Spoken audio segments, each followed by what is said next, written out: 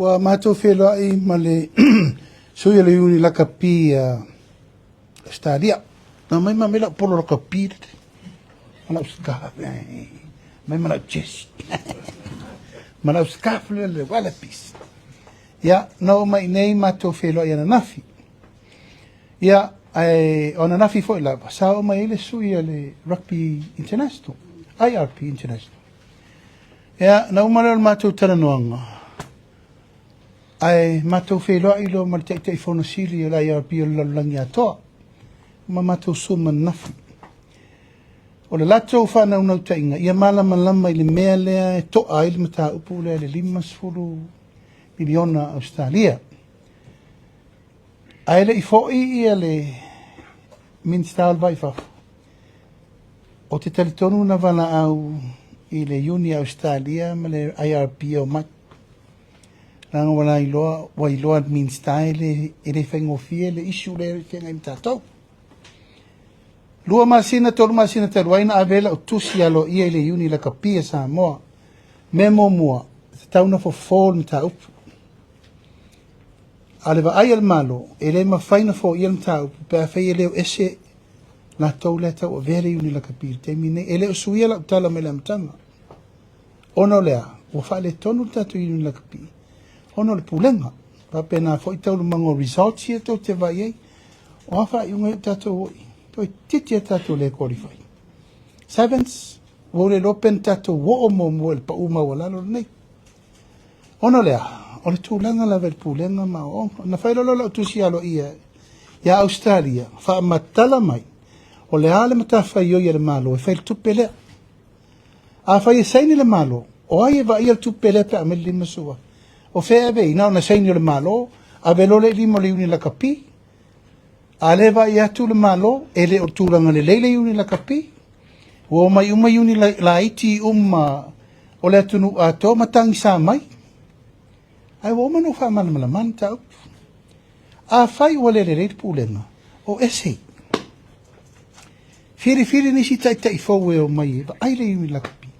Ma ran le kapi. Ona na filana manino ai loa le tai fono le IRP atoa. Whaari mai e te wale lei. Ta tia le mta upu a Samoa e fo e Samoa la to whawhitau. Au lau taru sanga i le Uni la kapi. O te le mana e misi Samoa mal whamanianga. Le la elo loma le mato whelo inga malpare mi o Australia. A pia mai e tala no whatasi au malpare mi o Tonga, malpare mi o Fiti. Ia matatou. Aua umana o taru sanga i Australia. Tatou te mana o mia le whan lea. Ai te tau o na whatulanga i le tu tino sao e ave i le whan. E lau te whatari lau tala na whai i le Uni la kapia Samoa. A whai tau te leo ese. Ma le whafoe ino le Uni. O le ata pena lo le malo ma tamatuai uma ma nato uma langolangon la kapia Samoa. E whaatu le Uni la kapia fau. Ma le upule nano utau tino le whaale te whono nafi. E fina ngano malia te tauna fua mai lau fua le whawhita au lia Samoa. Ona watu la ile malo e afia. Ono le nau. Ia sefele la kapia Samoa. O le ala ta oto le teimine nei. O le ta oto le teimine nei. Le tali. Le tali mai le la kapia Samoa i lau tosi. A tali mai lo e leo ese. Ia na malia lo lea. Fasi sila lo ia Samoa. O le a fai loa le Uni la kapi fou a Samoa. Mōre le mana.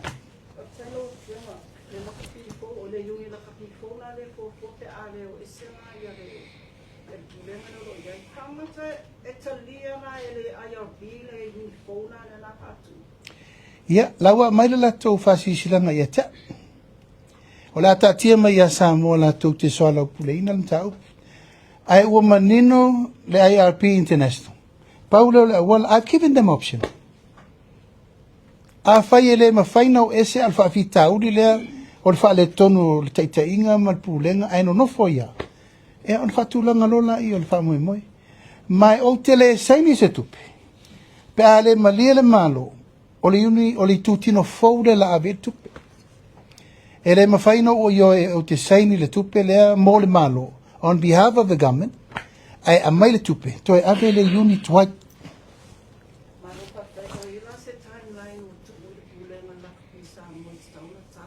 ha tauna le vantari mai wa ko lo ma singo ave le kusi le misekati le wa la ina o le o onga a fai wale tari mai ono no vinga le fio ese le la na la ina